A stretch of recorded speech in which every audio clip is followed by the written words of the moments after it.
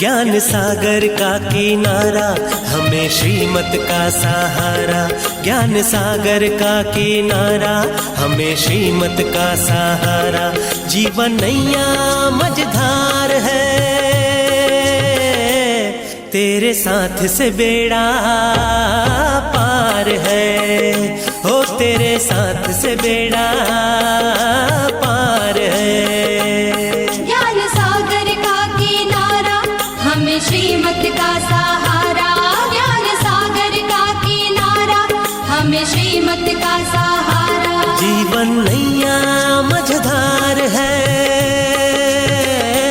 तेरे साथ से बेड़ा पार है, हो तेरे साथ से बेड़ा पार है।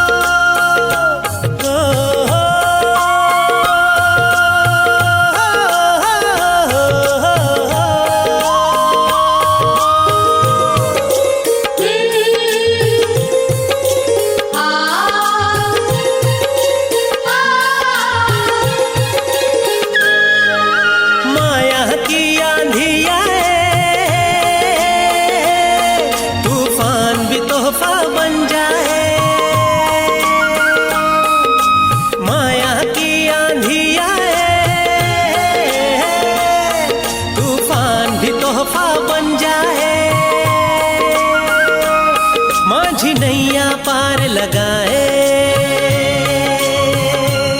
माझी नैया पार लगाए। मेरा बाबा तू है प्यारा, ज्ञान सागर का किनारा। मेरा बाबा तू है प्यारा, ज्ञान सागर का किनारा। जिनके हाथों में पतवार है, तेरे साथ से बेड़ा पार है, हो तेरे साथ से बेड़ा पार है।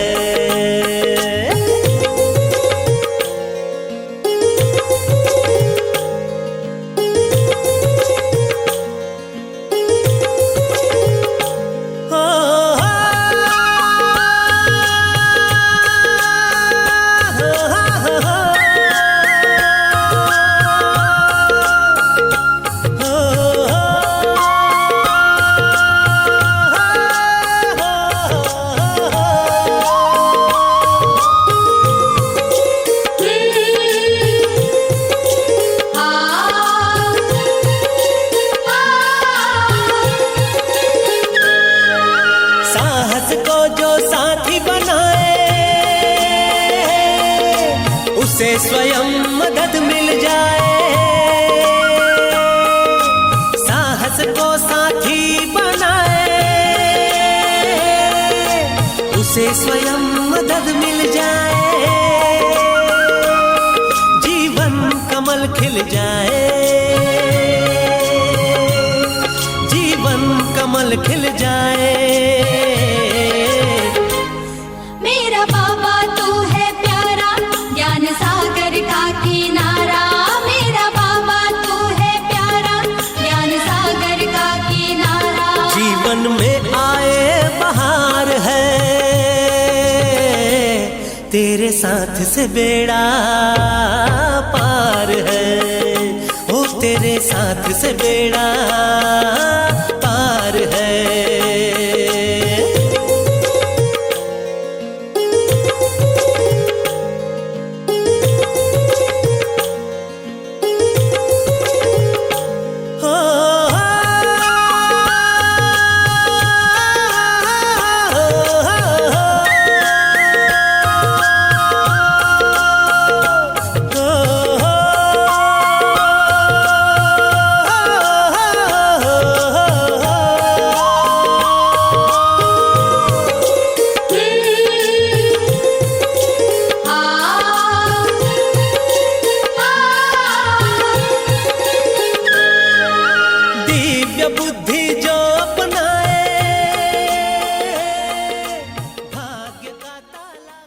ओम शांति।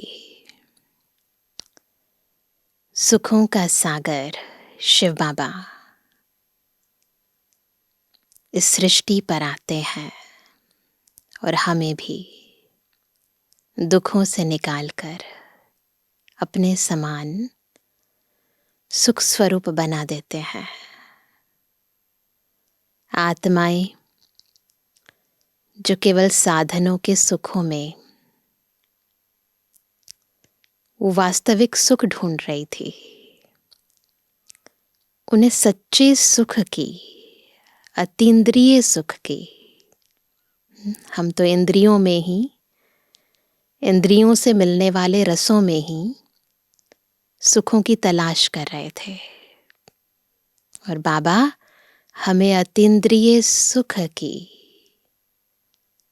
न केवल भासना देते हैं, अपितु पूर्ण रीति भर देते हैं। तो इस अतीन्द्रिय सुख को महसूस करने के लिए, ईश्वरीय सुख सागर में डूब जाने के लिए क्या क्वालिफिकेशन चाहिए, क्या स्थिति चाहिए, कौन सी परिपक्वता चाहिए, क्या निशानियां हैं?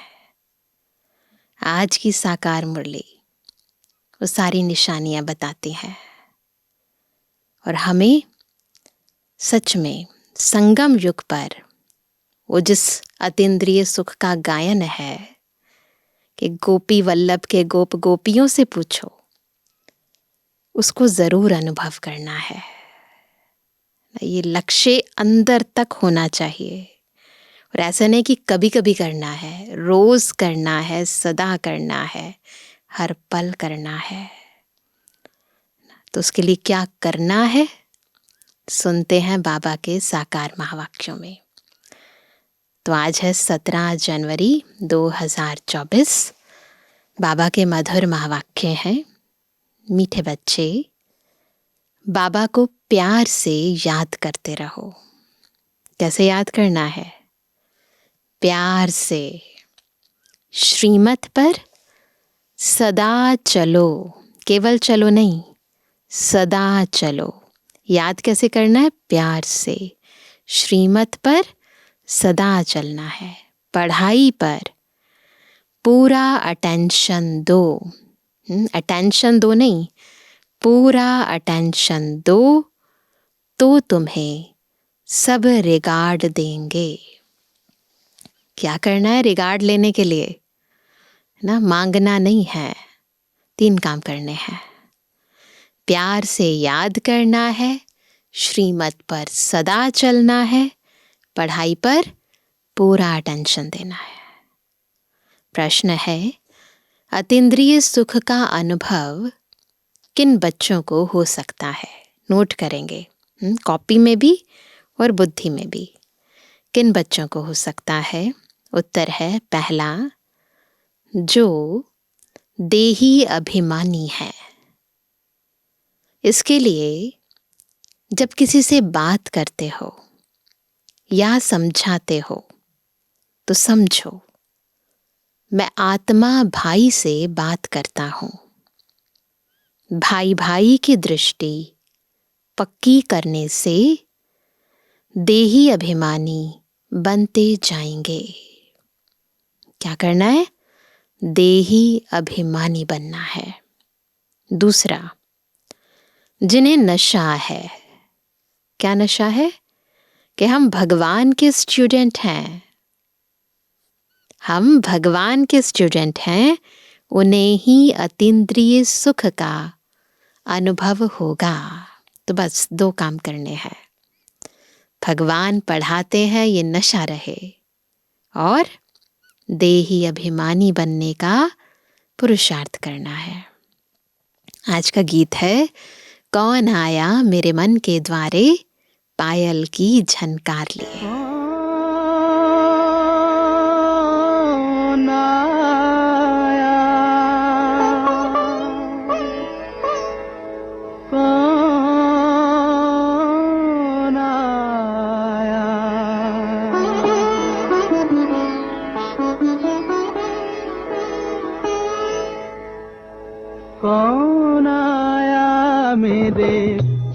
के द्वारे पायल की झनकार लिए कौन आया मेरे मन के द्वारे पायल की झनकार लिए कौन आया।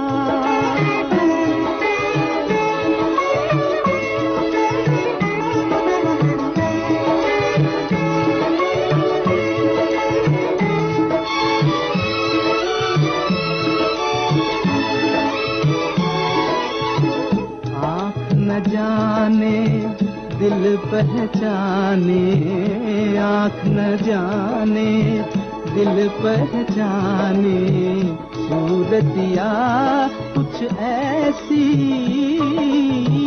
आँख न जाने दिल पहचाने, सूरतिया कुछ ऐसी,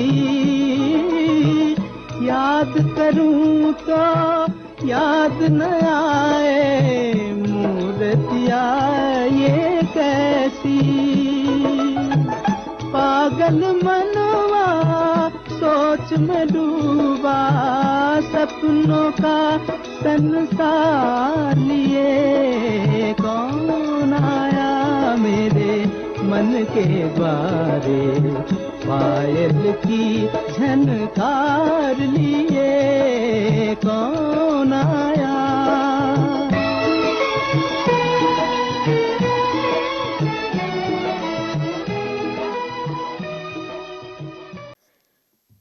ओम शांति। बाप बैठ बच्चों को समझाते हैं। दूसरी कोई संस्था में ऐसे नहीं कहते कि बाप बच्चों को समझाते हैं। बच्चे जानते हैं बरोबर सब बच्चों का बाप एक ही है। सब ब्रदर्स हैं, हम सब ब्रदर्स और हम सब का एक बाबा। उस बाप से जरूर बच्चों को वर्षा मिलता है। चक्र पर भी तुम अच्छी रीति समझा सकते हो कि यह है संगम, जबकि मुक्ति और जीवन मुक्ति मिलती है। सृष्टि चक्र पर समझा सकते हैं कि बिल्कुल टॉप पर है संगम, और इस संगम पर सबको मुक्ति और फिर जीवन मुक्ति मिलती है। तुम बच्चे जीवन मुक्ति में जाएंगे, तो बाकी सब मुक्ति में जाएंगे। सद्गति दाता, लिबरेटर, गाइड, उनको ही कहा जाता है। रावण राज्य में कितने ढेर मनुष्य हैं। राम राज्य में एक ही आदि सनातन देवी देवता धर्म था। बता सकते ना, सृष्टि चक्र पर एक तरफ राम राज्य, एक तरफ रावण राज्य। यहाँ कितने धर्म और यहाँ पर एक धर्म। उनको आर्य और अनआर्य कहते हैं। आर्य यानी सुधरे हुए, अनआर्य न सुधरे हुए को कहा जाता है, जिनमें मैनर्स नहीं है। इसका अर्थ भी कोई नहीं जानते कि सुधरे हुए से अनसुधरे कैसे बने। कैसे बने ये तो हम जानते हैं। आर्य कोई धर्म नहीं था, सुधरे हुए यह देवताएं थे। फिर 84 जन्म के बाद अनसुधरे बनते हैं, अनार्य बनते हैं। जो ऊंचे ते ऊंच पूज्य थे वही पुजारी बन पड़े। सृष्टि चक्र में स्पष्ट दिखाई देता है। हमसो का अर्थ भी बाप ही समझाते हैं। सीढ़ी पर समझाना बहुत अच्छा है। अभी चक्र पर समझाया, अब सीढ़ी पर आ जाओ। ऐसे नहीं कि आत्मा सो परमात्मा, परमात्मा सो आत्मा। नहीं, यह तो विराट नाटक है। तुम जानते हो, हम सो पूज्य थे, फिर पुजारी बने, अर्थात हम सो देवता, फिर सो क्षत्रिय, फिर सो वैश्य, फिर सो शूद्र, फिर सो ब्राह्मण बनते हैं। सीढ़ी तो जरूर उतरेंगे ना। सबकी बुद्धि में सीढ़ी का चित्र आ रहा है ना, तो पापा समझा रहे हैं और हमारी बुद्धि में स्पष्ट पिक्चर्स के साथ आ रहा है ना। तो बाबा कहते हैं यह भी हिसाब है। 84 जन्म कौन लेते हैं? बाप कहते हैं तुम अपने जन्मों को नहीं जानते हो, मैं तुमको बताता हूं। यह चक्र है, उसमें हम ही 100 देवता, क्षत्रिय आदि बनते हैं। 21 जन्म तो नामी ग्रामी है। मनुष्य तो इन बातों को जानते ही नहीं, तमो प्रधान है। अब तुम बच्चों को ही सारी नॉलेज मिलती है, परंतु मिलती तो है, परंतु समझते कोई मुश्किल है। तब कहते हैं कोटों में कोई ही ज्ञान को आकर लेंगे और देवता धर्म वाले बनेंगे। इसमें आश्चर्य नहीं खाना चाहिए। चक्र पर समझाना सहज है। यह सतयुग, यह कलयुग, क्योंकि सतयुग में होते ही बहुत थोड़े हैं। झाड़ छोटा होता है, फिर वृद्धि को पाता है। जैसे दुनिया में पहले प्लांट छोटा सा होता है, फिर धीरे धीरे पेड़ बन जाता है, तो उसके पत्ते, फल, फूल बहुत बढ़ जाते हैं। वैसे यहाँ भी है, शुरू में थोड़ी आत्माएं थी, फिर यहाँ पर मनुष्य सृष्टि रूपी झाड़ बढ़ता गया। इस झाड़ का किसको पता नहीं है, इस मनुष्य सृष्टि रूपी कल्प वृक्ष का किसी को पता नहीं है। और ब्रह्मा की बात भी मुश्किल समझते हैं। बोलो, ब्रह्मा मुख वंशावली, ब्राह्मण तो जरूर चाहिए ना। यह एडॉप्टेड बच्चे हैं, वह ब्राह्मण है कुख वंशावली, यह ब्राह्मण है मुख वंशावली। यह है पराया रावण राज्य। बाप को आकर राम राज्य स्थापन करना होता है, तो किसमें तो प्रवेश करेंगे ना।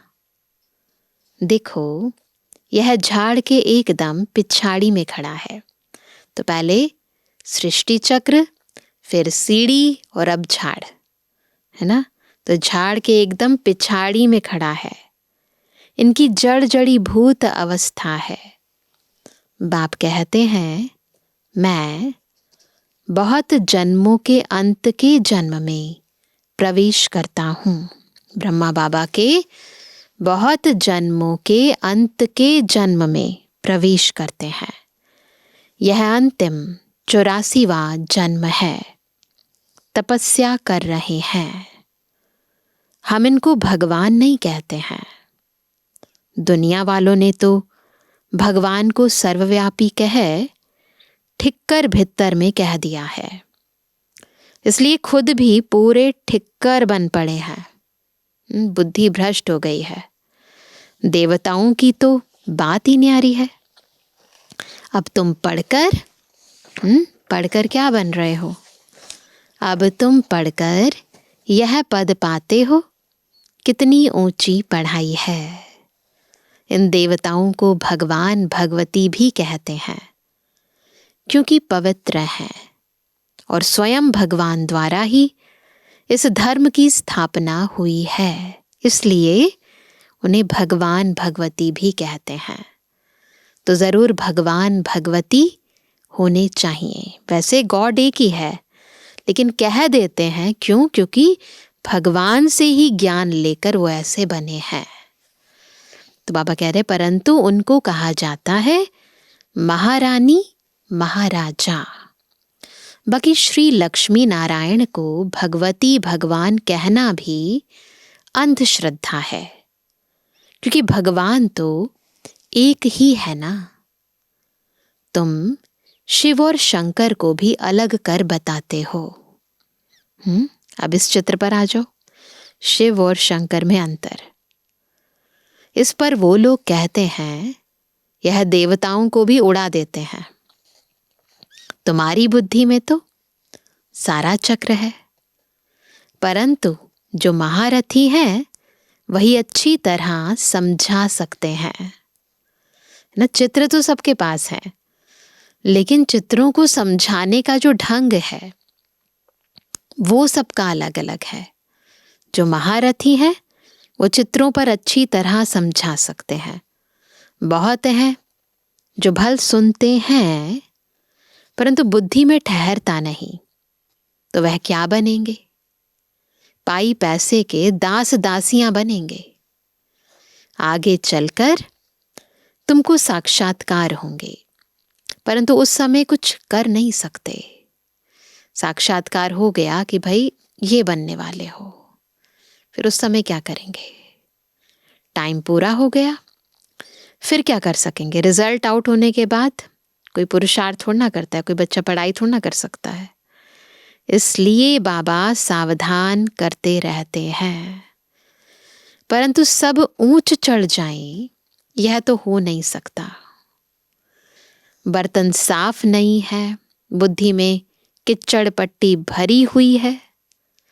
बर्तन साफ नहीं है, बुद्धि में दुनियावी किच्चड़ पट्टी भरी हुई है। इसमें पुरुषार्थ बहुत अच्छा चाहिए। चित्रों पर समझाने की बहुत प्रैक्टिस करनी चाहिए। केवल पता होना जरूरी नहीं है, प्रैक्टिस बहुत जरूरी है। जितना प्रैक्टिस करते हैं, समझाते हैं, एक बार अटकेंगे, दूसरी बार और क्लैरिटी से समझाएंगे, फिर और क्लैरिटी आती जाएगी। जितना समझाते जाएंगे बुद्धि भी बिल्कुल स्पष्ट होती जाएगी, और फिर दूसरों को समझाते हैं तो और कई बातें क्लियर होती जाती हैं। तो अब कहते हैं नहीं तो पिछाड़ी में पछताना पड़ेगा। यह आत्मा को फूड यानी भोजन मिल रहा है। ये ज्ञान क्या है? आत्मा का फूड है ना, ये भोजन है आत्मा का। यह तो सबको समझाने की बातें हैं, डरने की कोई बात नहीं। बड़े बड़े स्थानों पर प्रदर्शनी, म्यूजियम होने से नाम होता है। बाबा ने कहा था सबसे ओपिनियन लिखाओ, वह भी छपानी चाहिए। ओपिनियन बुक बाबा चाहते हैं वो भी प्रिंट होनी चाहिए। बच्चों को बहुत सर्विस करनी है, इसमें जांच भी बहुत करनी है। अपने अंदर जांच करनी है, समझने वाले हैं या नहीं, परखने की बुद्धि चाहिए कि ये आत्मा समझने वाली है या नहीं है। बाबा कहते हैं यह है नई दुनिया, यह है पुरानी दुनिया। यह तो कोई भी समझ सकते हैं, सिर्फ टाइम लंबा कर दिया है, इसलिए मनुष्य मूंझ पड़े हैं। आयु बढ़ा दी है ना शास्त्रों में। पहले पहले बाप का परिचय देना है। जो देही अभिमानी होकर रहते हैं, नोट करेंगे आज इस पॉइंट को, जो देही अभिमानी होकर रहते हैं, अतीन्द्रिय सुख उनको ही रह सकता है। पक्का कर लें। सिर्फ भाषण से काम नहीं होगा। अतीन्द्रिय सुख का अनुभव करना है, देही अभिमानी बनना है। जब भाषण करते हो तो भी समझना है। क्या समझना है? कि मैं आत्मा भाई को समझाता हूँ। आत्म अभिमानी बनना, इसमें बड़ी मेहनत चाहिए। परंतु क्या होता है? बच्चे घड़ी घड़ी भूल जाते हैं। ऐसा नहीं है याद नहीं रहता, याद आता है फिर भूल जाते हैं, फिर याद करते हैं, फिर भूल जाते हैं। बाप ही आकर बच्चों को समझाते हैं। गायन भी है, आत्मा परमात्मा अलग रहे बहुकाल। इसका अर्थ भी तुम ही जान सकते हो, है ना। यथार्थ अर्थ हम ही जान सकते हैं। जो महारथी हैं उनको अपने को आत्मा समझ बाप को याद करने की बहुत प्रैक्टिस करनी है। तब तो अपने को पावरफुल समझेंगे। जो अपने को आत्मा ही नहीं समझते वह क्या धारणा करेंगे? धारणा का आधार है आत्मिक स्थिति, देही अभिमानी स्थिति, आत्म अभिमानी स्थिति। जब तक अपने को आत्मा समझा ही नहीं है तो धारणा कैसे करेंगे? याद से ही तुम्हारे में जौहर भरेगा। ज्ञान को बल नहीं कहा जाता है, योग बल कहा जाता है। योग बल से ही तुम विश्व के मालिक बनते हो। अब तुमको बहुतों को आप समान बनाना है ना। खुद तो पावरफुल बन गए, अभी बहुतों को बनाना है। जब तक बहुतों को आप समान नहीं बनाया है, तब तक विनाश हो ना सके। भल बड़ी लड़ाई लग जाए, परंतु फिर बंद होती रहती है। अभी तो बहुतों के पास बॉम्ब्स हैं, परंतु यह रखने की चीज नहीं है। पुरानी दुनिया का विनाश और एक आदि सनातन धर्म की स्थापना होनी है जरूर। दोनों चीजें होनी है। थोड़े समय के बाद सब कहेंगे बरोबर यह वही महाभारी लड़ाई है जिसका गायन शास्त्रों में है, महाभारी महाभारत लड़ाई। तो फिर सबके मन से ऑटोमेटिकली निकलेगा भगवान भी है जरूर। दिखाते हैं ना महाभारत युद्ध के मैदान में, कुरुक्षेत्र के मैदान में। तो इस कर्म क्षेत्र में जब ऐसी समय होता है, तब परमपिता परमात्मा हमें ये गीता ज्ञान देते हैं। तो भगवान भी है जरूर। जब तुम्हारे पास बहुत लोग आएंगे, तब सब मानने लगेंगे, कहेंगे यह तो वृद्धि को पाते रहते हैं, इनमें बहुत माइट है। तुम जितना याद में रहेंगे, उतनी तुम्हारे में ताकत भरेगी। बाप की याद से ही तुम औरों को लाइट देते हो। बाबा की याद से औरों को ज्ञान सुनाते हैं, उनको भी लाइट और माइट है ना देते हैं। यह दादा यानी ब्रह्मा भी कहते हैं, मेरे से भी यह बच्चे बहुत अच्छी सर्विस करते हैं। अभी थोड़ी देरी है। योग में यथार्थ रीति कोई रह नहीं सकता। खुद भी फील करते हैं कि योग में हम कम हैं, इसलिए बराबर तीर नहीं लगता है। भगवान कुमारियों में ज्ञान बाण भरते हैं। पवित्र बुद्धि होती है ना। तुम प्रजापिता ब्रह्मा कुमार कुमारियां हो ना। यह है ब्रह्मा, तुम हो एडॉप्टेड बच्चे। क्रिएटर तो एक ही है, ब्रह्मा का भी और हम एडॉप्टेड बच्चों का भी। बाकी सब पढ़ रहे हैं, उसमें यह ब्रह्मा भी आ गया। फिर यह रचना हो गई ना। तुम देवता बनने वाले हो, दैवी गुण धारण कर रहे हो। कहाँ कहाँ दोनों पहिए चल नहीं सकते। फैमिली के अंदर हस्बैंड और वाइफ, बाबा कहते कहाँ कहाँ पर दोनों नहीं चल सकते। जैसे कि रेती पर खड़े हैं, कुछ भी हो सकता है। बाबा नाम नहीं लेते हैं, नहीं तो समझना चाहिए बाबा सच कहते हैं। बच्चे भी एक दो के स्वभाव को जान सकते हैं, जिनका आपस में काम रहता है, पता चल जाता है ना। बच्चे समझते हैं हम ही सिरताज थे, अब फिर बनते हैं। पहले तुम किसको समझाते हो तो मानने के लिए तैयार नहीं होते। शुरू में, बिल्कुल शुरू में कोई तैयार नहीं होता, फिर धीरे धीरे समझते हैं। इसमें बुद्धि बहुत चाहिए। आत्मा में बुद्धि है। आत्मा सत्य चित्त आनंद स्वरूप है, सत्य है, चैतन्य है, आनंद स्वरूप है। अब तुम बच्चों को देही अभिमानी बनाया जाता है। जब तक बाप न आए, तब तक कोई देही अभिमानी बन ना सके, है ना। सब बॉडी कॉन्शियसनेस में रहते हैं। जब शिव बाबा आते हैं, तब हमें स्वयं का परिचय मिलता है खुद खुदा आकर हमें खुद से मिलाता है। तो बाबा कहते हैं, अब बाप कहते हैं, आत्म अभिमानी भव, मामेकम याद करो तो मेरे से शक्ति मिलेगी। ये विधि है। पहले सोल कॉन्शियस स्टेज, फिर बाबा को याद करो, केवल एक बाबा को, फिर शक्ति मिलेगी। ये धर्म बहुत ताकत वाला है। ये जो मुख्य धारणा है ना, बहुत ताकत देती है। सारे विश्व पर राज्य करते हैं। कम बात है क्या?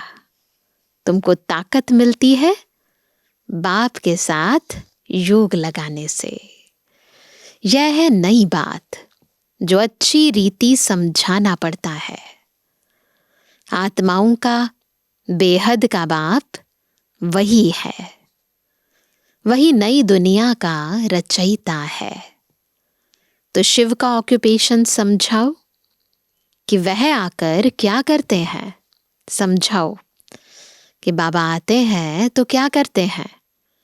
श्री कृष्ण जयंती और शिव जयंती दोनों की मनाते हैं। अब दोनों में बड़ा कौन? ऊंच ते ऊंच निराकार। उसने क्या किया जो शिव जयंती मनाई जाती है? कृष्ण ने क्या किया?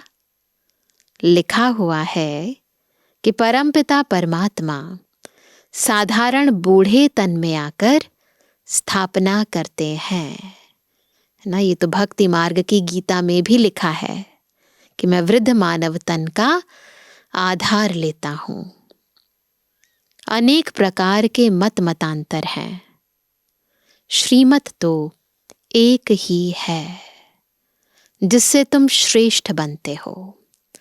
दुनिया में बहुत तरह की मतें हैं, परंतु श्रीमत एक ही है जिससे हम श्रेष्ठ बनते हैं। मानव मत से श्रेष्ठ कैसे बनेंगे? यह ईश्वरीय मत जो तुमको एक ही बार संगम पर मिलती है। देवताएं तो मत देते नहीं। मनुष्य से देवता बन गए, बस खलास। अब कौन सी मत चाहिए? किसी की कोई मत नहीं चाहिए। वहां गुरु आदि भी नहीं करते। यहां मनुष्य मत लेते हैं गुरु की। बुद्धि मलिन हो जाती है ना, तो फिर एक दो की मत की आवश्यकता पड़ती है। पवित्र बुद्धि है ना, दिव्य बुद्धि है, तो किसी के मत की जरूरत नहीं है। तो युक्ति से समझाना है। हम हैं राजयोगी। हठ योगी कभी राजयोग सिखला ना सकें। वह हैं ही निवृत्ति मार्ग वाले। तीर्थों पर प्रवृत्ति मार्ग वालों को ही जाना है। तुम बच्चों को कोई भी बात में मूंझना नहीं है। बाबा की किसी भी बात में कंफ्यूज नहीं होना है। यह ड्रामा बना बनाया है जो रिपीट होता रहता है। तुम्हारी सर्विस भी कल्प पहले मिसल होती है। ड्रामा ही तुमको पुरुषार्थ कराते हैं।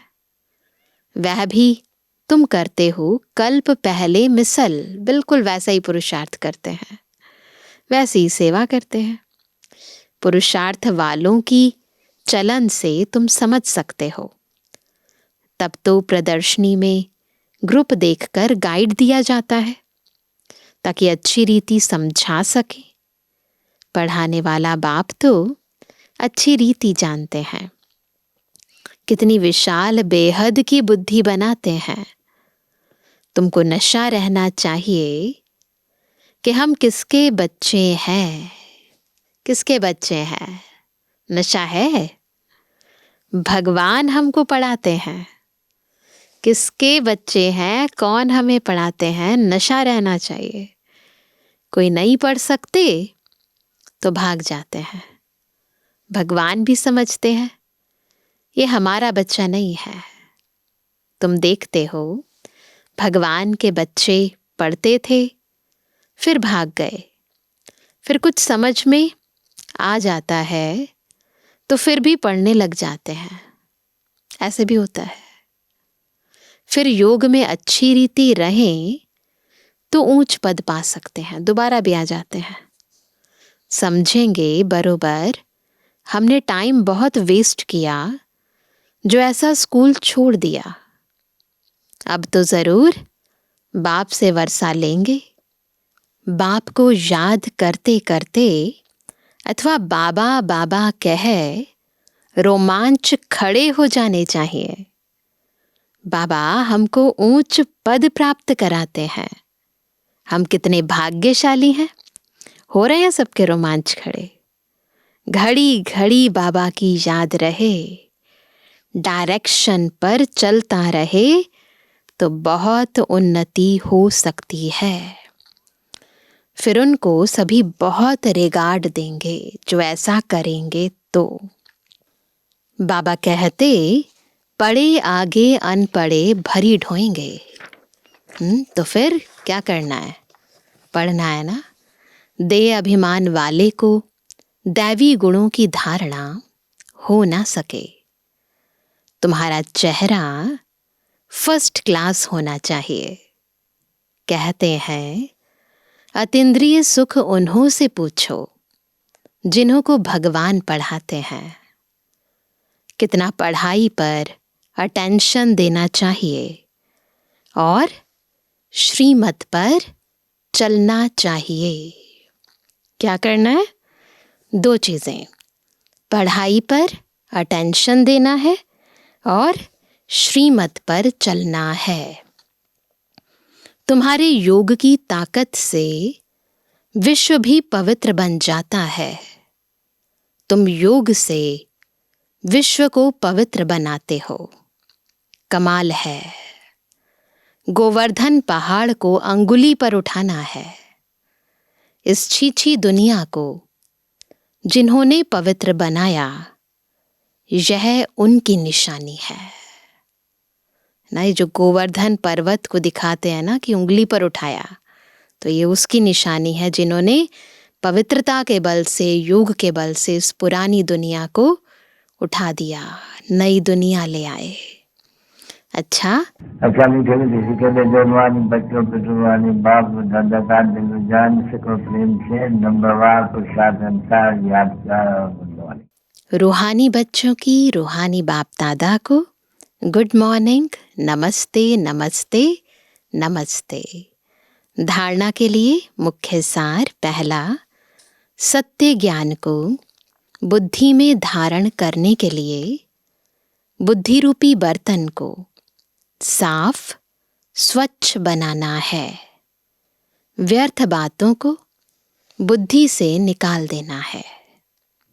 दूसरा, दैवी गुणों की धारणा और पढ़ाई पर पूरा अटेंशन दे अतीन्द्रिय सुख का अनुभव करना है। सदा इसी नशे में रहना है कि हम भगवान के बच्चे हैं, वही हमको पढ़ाते हैं। आज का वरदान है, निश्चय के फाउंडेशन द्वारा संपूर्णता तक पहुंचने वाले निश्चय बुद्धि निश्चिंत भाव। कैसे बनेंगे निश्चय बुद्धि निश्चिंत? जब निश्चय के फाउंडेशन से संपूर्णता तक पहुंचेंगे। निश्चय इस ब्राह्मण जीवन की संपन्नता का फाउंडेशन है, और यह फाउंडेशन मजबूत है तो सहज और तीव्र गति से संपूर्णता तक पहुंचना निश्चित है। जो यथार्थ निश्चय बुद्धि हैं वह सदा निश्चिंत रहते हैं। यथार्थ निश्चय बुद्धि, स्वयं में निश्चय, बाबा पे निश्चय, ड्रामा पे निश्चय, परिवार पे निश्चय, पूरा निश्चय। यथार्थ निश्चय है अपने आत्म स्वरूप को जानना, मानना और उसी प्रमाण चलना, और बाप जो है, जैसा है, जिस रूप में पाठ बजा रहे हैं, उसे यथार्थ जानना। ऐसे निश्चय बुद्धि विजयी होते हैं। स्लोगन है, अपने समय को, सुखों को, प्राप्ति की इच्छा को सर्व के प्रति दान करने वाले ही महादानी हैं। क्या दान करना है? अपने समय को, सुखों को, प्राप्ति की इच्छा को सर्व के प्रति दान करने वाले ही महादानी हैं। अभी अव्यक्त मास के पुरुषार्थ का पॉइंट, अव्यक्ति साइलेंस द्वारा डबल लाइट फरिश्ता स्थिति का अनुभव करो, जिसे शुरू शुरू में अभ्यास करते थे। चल रहे हैं, लेकिन स्थिति ऐसे जो दूसरे समझते कि यह कोई लाइट जा रही है, उनको शरीर दिखाई नहीं देता था। इसी अभ्यास से हर प्रकार के पेपर में पास हुए। तो अभी जबकि समय बहुत खराब आ रहा है, तो डबल लाइट रहने का अभ्यास बढ़ाओ। दूसरों को सदैव आपका लाइट रूप दिखाई दे, यही सेफ्टी है। अंदर आवे और लाइट का किला देखे। तो ऐसा अभ्यास, ऐसा पुरुषार्थ हमें करना है, बिल्कुल लाइट और माइट। देह भी दिखाई ना दे, तब होगी यथार्थ सेफ्टी माया से, दुनिया के प्रभावों से। तो इसका अभ्यास करना है। अच्छा, ओम शांति।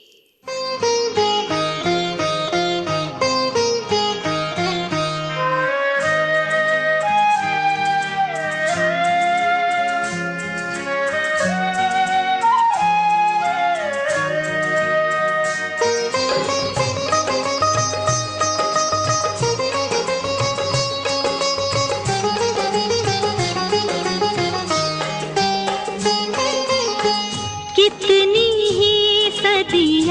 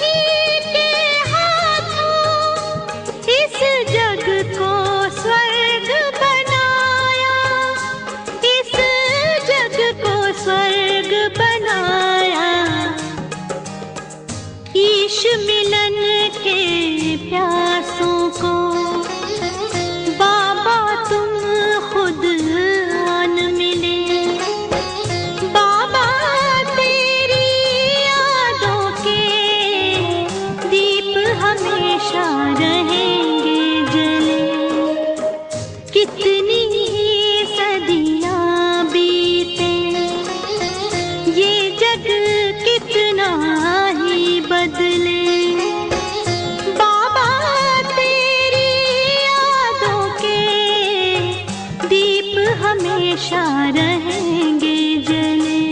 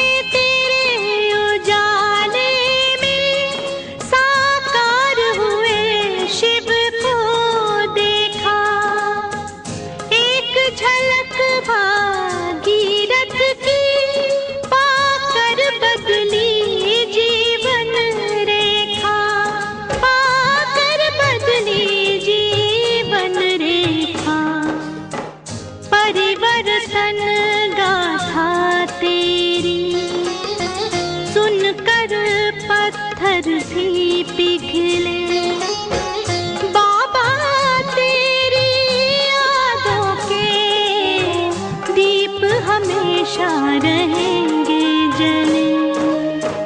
कितनी ही सदियां बीते ये जग कितना ही बदले, बाबा तेरी यादों के दीप हमेशा रहेंगे जले।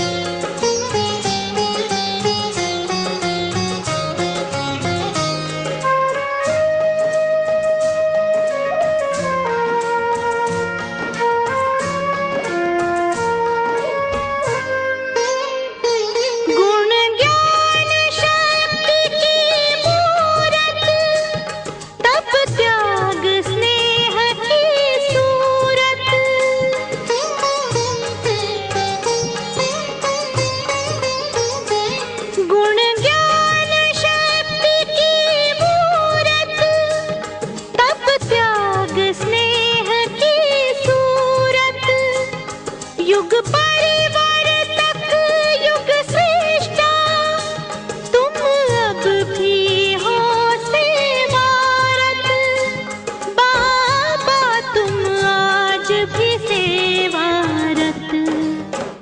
धन्य हुआ जीवन उनका जो तेरी छाया में पले,